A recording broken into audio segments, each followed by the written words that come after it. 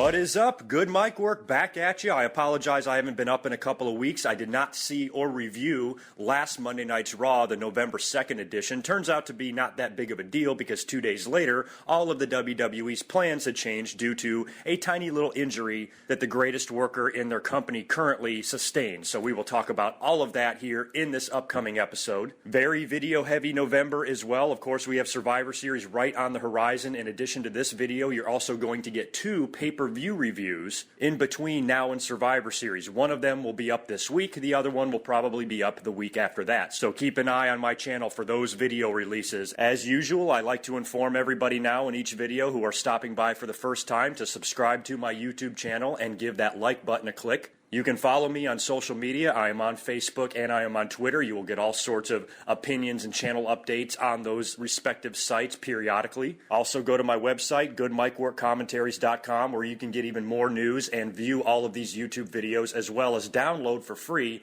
any one of my episodes for you to listen to on your mobile device or phone or whatever. iTunes and Stitcher Radio, you can also find me there. The links to all of this shit is in the description below, so please take a look. We got a lot to talk about this week, so let's jump right into it. The first thing I want to do, of course, is acknowledge the unfortunate injury to Seth Rollins.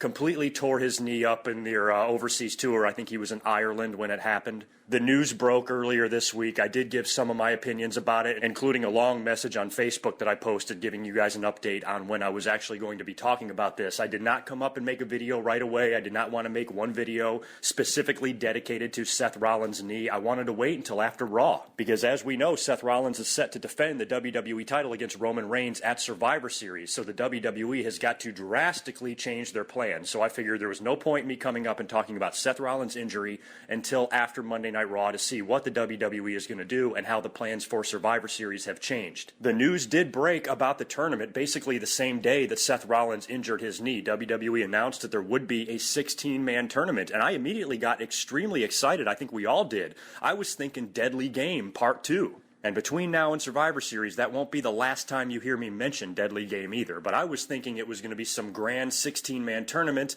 that's going to crown a new WWE champion. WWE completely changing all of their plans and going to put everybody in a one-night tournament. Come to find out, that's not the case. The tournament actually started this past Monday night on Raw from the United Kingdom. I gotta be honest, I'm a little bit disappointed about that. I was really hoping that they would do a one-night tournament. I think those can be fun. I think they can be fun for a couple of reasons. The one in 1998 was fantastic. I loved the WrestleMania 4 tournament. A big tournament like this, they could do it. I think it would be a great opportunity for the roster as a whole to come through as a team. You know what I mean? Because when you look at the brackets, there are some potential for some very, very good matchups and some great matches here, and we're probably going to see that on Raw and SmackDown, but I think it would be so much fun if they did it all in one night, crammed it into one show, hit us with one fantastic match after another, and then crowning a brand new WWE champion at the end. I think it would be a good opportunity for the fans for once to appreciate the team and the team effort as opposed to appreciating just one guy. Because when you look at who's in it, you got Roman Reigns, you got Dean Ambrose, you got Cesaro, you got Kevin Owens, you got Neville, you got Ziggler. You got a lot of great talent in this thing, and I think there is some potential for some great matches, and I think it could have been an incredible ride if the WWE tried to pull it off and do it all in one night. But you know what? They're too fucking lazy. They don't want to do that. They have to save room for Undertaker and Kane's 20-minute long entrances on that pay-per-view. So to cram a 16-man tournament in a 3-hour show, including a couple of other matches like whatever Taker and Kane are going to be doing, and the Divas and shit like that, I guess they felt there just wasn't enough time. So the tournament is going to take place on Raw and SmackDown for the next couple of weeks, and I'm guessing Survivor Series will probably only be the Final Four. Like I said, I'm a little bit disappointed about that because a tournament stretched over a bunch of weeks, you know, it's not the same. I also got pissed when they changed up the King of the Ring in later years like that. They would do this long tournament on Raw, and then they would only do the Final Four on the show instead of doing the entire 8-man tournament in one, pay-per-view broadcast. That only really went on for the first, I think, 3 years. And then in 1996, the year Austin won, I think it was only the Final Four. So very disappointing. But in the grand scheme of things, it's not nearly as disappointing as the injury that Seth Rollins sustained. And let me just say this about Seth Rollins. I'm horrified by this injury. This is something that the WWE did not need. And I feel terrible for Seth Rollins. Think about it. He now has to miss the hottest time of the year. He's been WWE champion since WrestleMania. You can complain and criticize how he was booked. Yes, I do agree with a lot of that. I think the guy was losing way too many matches, but at the end of the day, he still was WWE champion, and he was a long-running WWE champion. And when you look at the WWE's roster of guys, there's some great talent there, but I think truly that Seth Rollins was the best in-ring worker that they currently have. He was the guy that was the most consistent night in and night out, going out there and performing at a high level, working with all sorts of different shapes and sizes of opponents, and performing every single time. And even though the fans are correct in criticizing the WWE, why are you booking this guy like an asshole? You know, part of that is WWE's fault, and also part of that is just the fact that Seth Rollins is a heel. It's not like we haven't seen cowardly WWE champions before. Kurt Angle comes to mind. When he first won the WWE title back in 2000, he pissed his pants anytime Undertaker or Austin or anybody that overmatched him came out to the ring. He was a huge pussy. So Seth Rollins, you know, being cowardly doesn't bother me really at all because he's a heel, and that's just kind of shit heels do. But I do think he was losing a few too many more matches than he should be. And it was annoying me, and all of you too, because the guy is such a great talent, and he is the WWE champion. He has to win a few. You got to throw him a few bones and let him destroy and demolish a few people clean. And he got some wins here or there. He had that great victory over Dean Ambrose in the ladder match, and then he beat Kane most recently at the last pay-per-view. And he beat John Cena at SummerSlam, even though he had outside interference from Jon Stewart. I didn't care. He still beat Cena, and when Cena loses, that's supposed to be pretty rare, right? So I think this is just a huge blow to the WWE. And like I said, Seth Rollins, he's got to be so disappointed. He's going to miss Royal Rumble. He's going to miss WrestleMania. You knew he was going to have a huge match at WrestleMania 32, whoever his opponent would be. Most likely, I guess, Triple H. I was thinking that he probably would lose the WWE title to Roman Reigns at Survivor Series, and I was in favor of Roman Reigns taking the belt from him at Survivor Series. I thought his reign had now gone on long enough to where if they took it off of him, they wouldn't be rushing it or anything like that. And I also think putting the belt on Reigns at Survivor Series is much better than giving him the big moment at WrestleMania, because none of the fans seem like they want to see that. But I think Seth Rollins still would have continued to do great things in the WWE. First of all, he would have gotten multiple world title rematch shots, probably at TLC, maybe even Royal Rumble. Most likely would have wound up working a program with Triple H, because you knew eventually the Authority's relationship with him would crumble, especially if he lost the WWE title. And, you know, he's using the pedigree as his finisher now and all that shit. It was basically setting up the long-term plan for him to work with Triple H at WrestleMania. That probably would have been a very good match. It's a shame. It's just truly a shame. I feel bad for all parties, especially Seth Rollins, right in the middle of his WWE title run. You know, I also try to look at the silver lining. You know, you guys know, we've seen the outpouring of support for Seth Rollins all week long. I mean, this guy is a heel, and fans are all across the world are reaching out to him saying, keep your head up, get well soon, you'll be welcomed back with open arms. Let me tell you something. This guy is going to get the same reaction that Triple H got when he returned in 2002. You can tell he's gonna return to a monster babyface reaction. Triple H was a heel when he tore his quad in that match with Austin against Benoit and Jericho. And he was a pretty dastardly heel too, doing some pretty fucked up shit. And when he got hurt and he was gone for all of those months, the fans didn't give a shit about his character or how he was booked. They gave a shit about the fact that there is a great wrestler that does amazing things in the ring that's not around anymore, and they missed him. And when he returned, he blew the fucking roof off of Madison Square Garden. The fans appreciated his work, and they missed his work, and he came back and they forgot all about the fact that he was a heel, and they went crazy for him. You know, I can guarantee you 100% that Seth Rollins' ovation when he returns will probably match that of Triple H. They should try to book it, too, the same way. They should try to book it where he comes back at Madison Square Garden or comes back in, I don't know, Chicago or some really, really hot market. I think that would be great for his return. I'm already counting the days until he makes his return. I definitely don't see him coming back till probably summertime. I'm sure he'll be back in time to have a major match at WrestleMania, or I'm sorry, at SummerSlam, but I don't know what he'll be doing. He's obviously going to be babyface by that point, so who's he going to work with? We'll talk about that here in a little bit when we start getting into the Survivor Series discussion and the tournament bracket and all of that. So Seth Rollins, you're in my thoughts. I thought you were a fantastic WWE champion, and I know you can come back from this thing better than ever. Get well soon, and I cannot wait to see you back. Let's move on to this Monday night's Raw, the November 9th edition. November 9th, actually, that's Screwjob Day, is it not? So this past Monday night's Raw was the 18th birthday of the Screwjob. The Screwjob can fucking vote. Unbelievable. Just goes to show how, I don't know, how old I'm getting, is that the Screwjob, something that happened so many, many years ago, is as fresh in my mind as the morning dump I took when I woke up today. I literally remember it like it was yesterday, and it just does not seem that long ago. The fact that that took place 18 years ago blows my mind. If I'm still doing commentaries 2 years from now, which I probably will be, I will do a big 20-year anniversary video on the screw job, and we'll talk all about it, maybe possibly for the final time, because I have talked about the screw job many times over the years. But I'll hold off 2 more years, and we'll do something big for the 20th anniversary. So moving on to Monday Night Raw now, finally. Raw came to us from England, came from the United Kingdom this week, which is actually a shame. I kind of wished it was here because, you know, whenever they do shows over there, of course, they're taped for us, and we read the spoilers hours before. And considering this was a pretty big Monday Night Raw and a lot needed to be explained, this was one that I wished was here in the States and was live, but no big deal. I think the show was actually pretty good, and it was jam-packed with matches. And, of course, we got the big tournament bracket reveal tonight on Monday Night Raw as well. It opened up with Triple H coming out with the WWE title, you know, giving props to Seth Rollins and wishing him well on his injury and his recovery.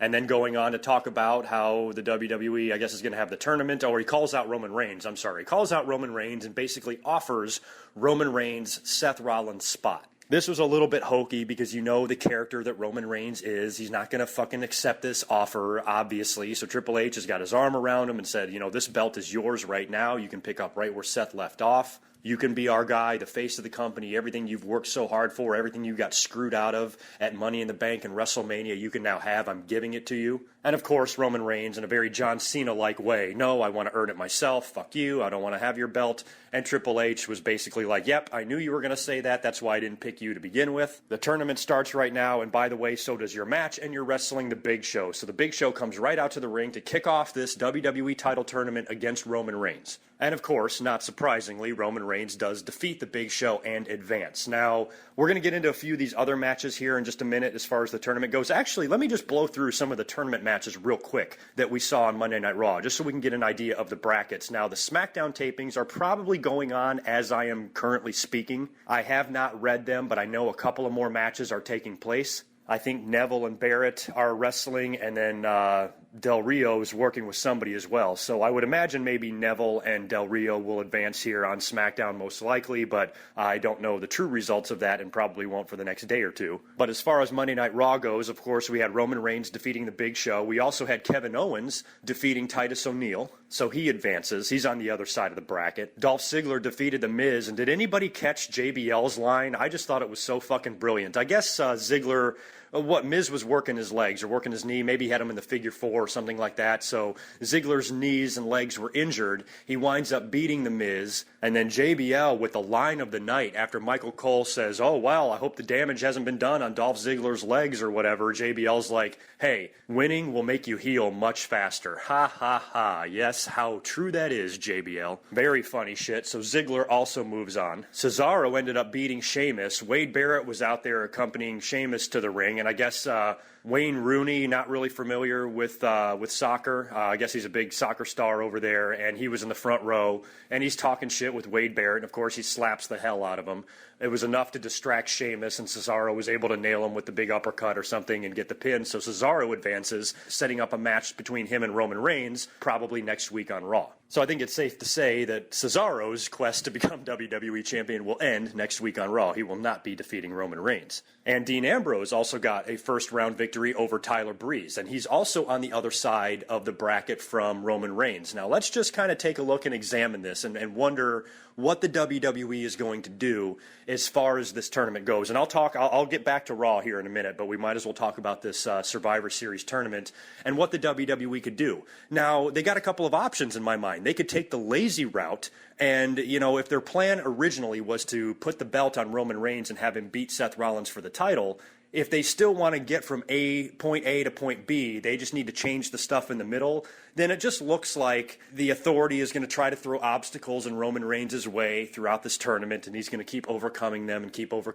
and then get the big moment in the finals at Survivor Series and win the WWE title. I have a feeling most likely that's what the WWE is going to do. They're going to keep their original plans the same. They're just going to change the direction of how they get there. And I think that's kind of the lazy way out. I think they should should have some fun with this. Make the best of a bad situation. Seth Rollins is now on the shelf. For the first time ever, their plans are fucked up all year, so the fans have no idea what they're going to do. They could pretty much do anything. Why not have some fun with this? Sit down, talk about it. Think about ways to swerve us, surprise us. When you look at the bracket, you see Roman Reigns and Dean Ambrose on opposite sides, and that could be a very likely finals match for Survivor Series. So here's one option they could do. They could have Dean Ambrose, of course, turn heel. It could be Roman Reigns versus Dean Ambrose. They're brothers, they're friends, but that's all aside. They got to put that aside for tonight because they have to battle for the WWE title. It's going to start off as a match of respect. But instead of having a fair one-on-one contest, Dean Ambrose relies on the authority to help him win, and he winds up turning heel on Roman Reigns and basically fills the void or takes over Seth Rollins' spot as the heel cornerstone WWE title holder of the company, and then Triple H and Stephanie can align themselves with him. But you know what I think would be even better? And I know a lot of fans don't want to see this. They'd rather see Dean Ambrose turn heel because Dean Ambrose is probably a better heel than he is a babyface, and I 100% agree with that. And even though I really like Dean Ambrose, I don't know if I want to see him WWE champion. He's not nearly as good to me in the ring as Seth Rollins was. And to be perfectly honest with you, I'm getting a tiny bit bored with the little catapult clothesline move that he does and the dirty deeds. I'm just kind of tired of that. We see it a lot, and Dean Ambrose is a fun, exciting character to watch. I'm sure he could be a successful heel WWE champion if he took over for Seth Rollins, but I would like to see them go with Roman Reigns. Yeah, that's right. Why not turn Roman Reigns heel? They're still booing the shit out of him every night anyway. And when you think about what happened 17 years ago with The Rock, look at his situation.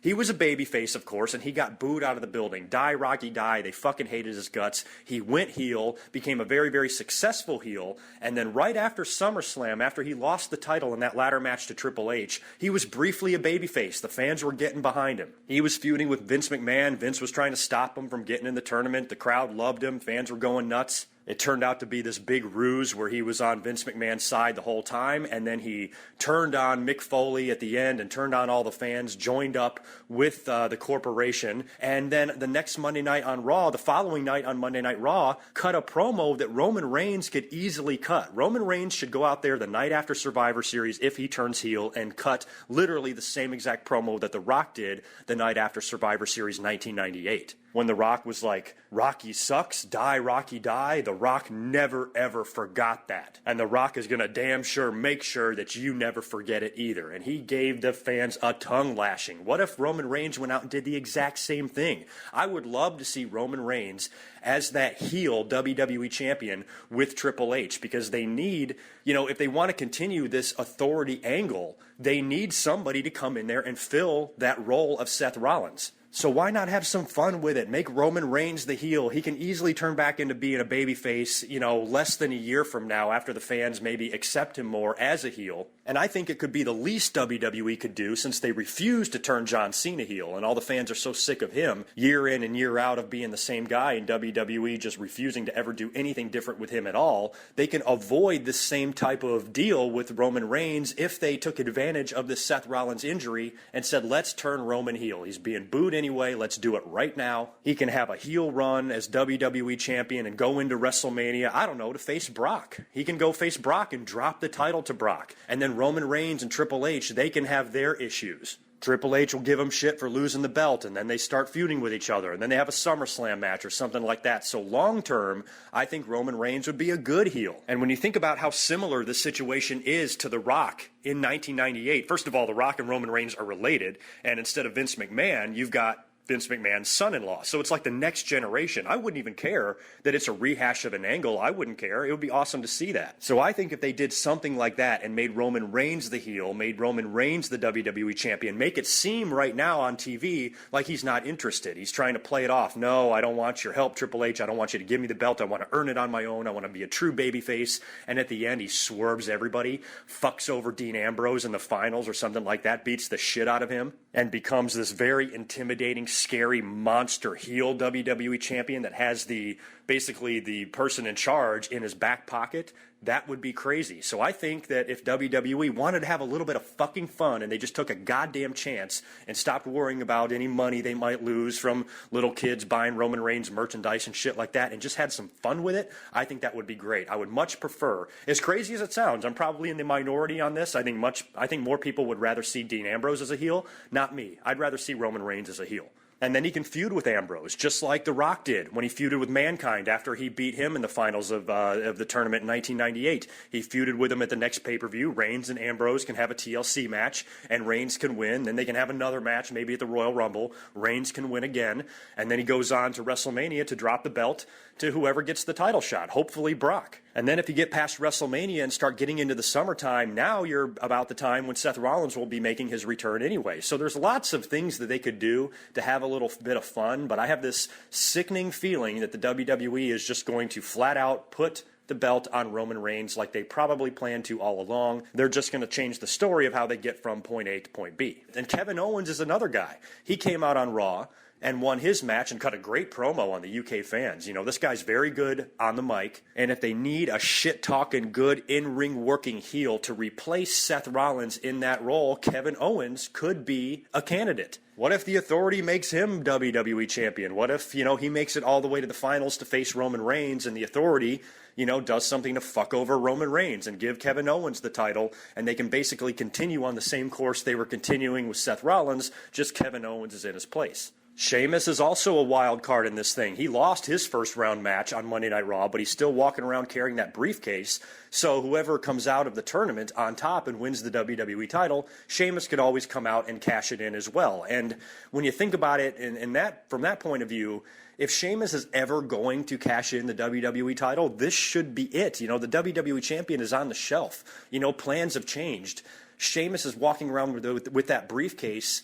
I mean, I'm starting to think he's going to be one of the only guys to unsuccessfully cash it in because I just don't know if the WWE wants to put the title on him. But if they insist on doing that, and that was their plan when they gave him the briefcase originally, now would be a pretty good time to do it because, as we know, Seth Rollins just had to forfeit the WWE title. So if this guy can't get his hands on the title when there's not even a WWE champion, I don't know if he's going to get his hands on the title at all. So maybe Sheamus is the one that comes out, maybe with help from the Authority, after Roman Reigns wins and has his big moment, Sheamus comes out and takes it away from him, setting up matches between the two of them at TLC. Maybe Sheamus escapes again at TLC, and then maybe they work one more time at the Rumble, and Roman Reigns wins the title again at the Royal Rumble. But then he'd have to turn around and drop it at 2 months at WrestleMania. So, I just don't know what direction they're going to go in. I think for all of us, if everybody really truly hates Roman Reigns so much, then you should hope for one of two scenarios. Number one, you should hope that my idea that he turns heel comes true, because that would be a lot of fun to watch. Or number two, just let the WWE put the title on him now. Fine, fuck it, do it. Because if they do, most likely that means Roman Reigns will not be the guy to stand in the main event with the confetti and the celebration and all of that, because he'll already be WWE champion and probably make it all the way to WrestleMania as WWE champion and most likely drop the belt. So if you don't want to see Roman Reigns get the big moment at WrestleMania, you better hope for him to win the title right now. So that's my out-of-the-loop take on the Survivor Series tournament. I still have had a very, very busy personal life in the last few weeks. So, like I said, I didn't even watch the previous Monday's Raw. I just saw a few clips and bits and pieces, and I didn't review it in a commentary.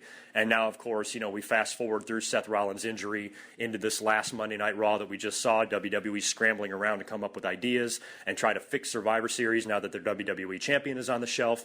And we're looking at this tournament now and a whole bunch of different ways they can go. I think WWE is going to take the easy way out and just put the belt on Roman, but it sure would be nice if they would have a little bit of fucking fun for once in their goddamn lives. We did see a few other things on Monday Night Raw that I thought was mildly interesting.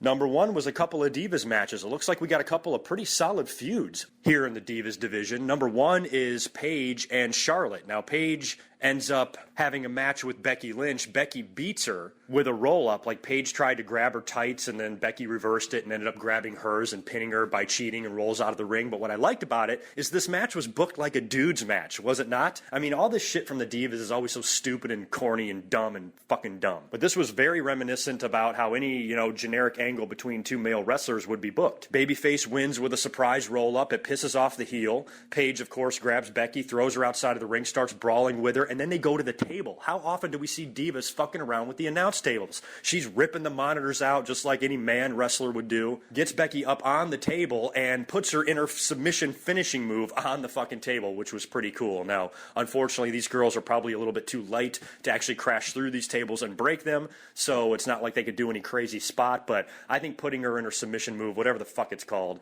all these girls have 9 different names for 9 different moves they do. I can't keep track, but it's a pretty badass move, and seeing her put it on Becky on the announce table was awesome. And then Charlotte's music hits, another babyface coming down to make the save. So if anything, I enjoyed the booking of that segment, that it was done a little bit more like the males would be booked. Fans were booing the babyfaces in that, though. Of course, they were going for hometown girl Paige, and they were booing the shit out of Becky and Charlotte when they were out there. But still, you know, Charlotte and Paige, I'm guessing, are going to work for the title at Survivor Series, and that's a hell of a feud. Those girls are going to tear it up. Speaking of tearing it up, it looks like Natty and Sasha also have an issue. Natty Neidhart beat Naomi, I believe, and then Team Bad ran in the ring and beat the shit out of her. So it looks like Natty and Sasha will be having some matches as well. So that's pretty 2 solid divas feuds going on right now with Charlotte and Paige and Natty and Sasha. Those girls can go. So for once, I don't have a whole hell of a lot to complain about as far as what we saw on Raw concerning the divas. New Day as well made me shit my pants with laughter. Unbelievable. These guys are... goddamn, they're cracking me up. They come out on the mic and start bitching about how all 3 of them were ignored and left out of the WWE title tournament, which they're right about. I mean, why the fuck is Kalisto in this thing? And Big E is not, Kofi is not, what the fuck? But they took on Neville and the returning Usos, who I believe returned last week. I missed their big, grand re-debut. It's good to see them back together. I don't even know. That's how fast time seems to go. I know they've been out for a while. Which one was hurt? Was it Jay or Jimmy? I don't even know. One of them was out with a knee injury, and it's, I'm guessing, what, 8-9 months? Was it less than that? Seems like it's been an awfully long time since we've seen the Usos on TV. But now that they've already been back for 1 week, it doesn't even seem like they've been gone at all. They ended up losing to the New Day with all the same funny gyrations and dancing and trombone playing of all the New Day members. They even gave Seth Rollins some props in their promo as well. So everybody is letting Seth Rollins know that they're on his side and they wish him well. And I swear, I would be perfectly happy if Raw was just 3 hours of New Day doing shit. Those guys are great.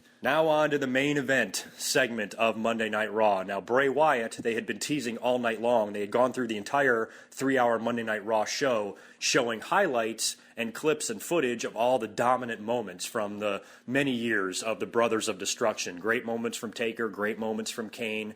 And Bray Wyatt was going to come out to the ring and, I don't know, pay his respects to the Brothers of Destruction and just cut one of his Bray Wyatt promos and, you know, build up whatever kind of match they're going to do at Survivor Series. So the time for that comes, and this is one of those instances where I wish that it wasn't a taped show, because I knew that Taker and Kane made an appearance by reading what happened earlier on.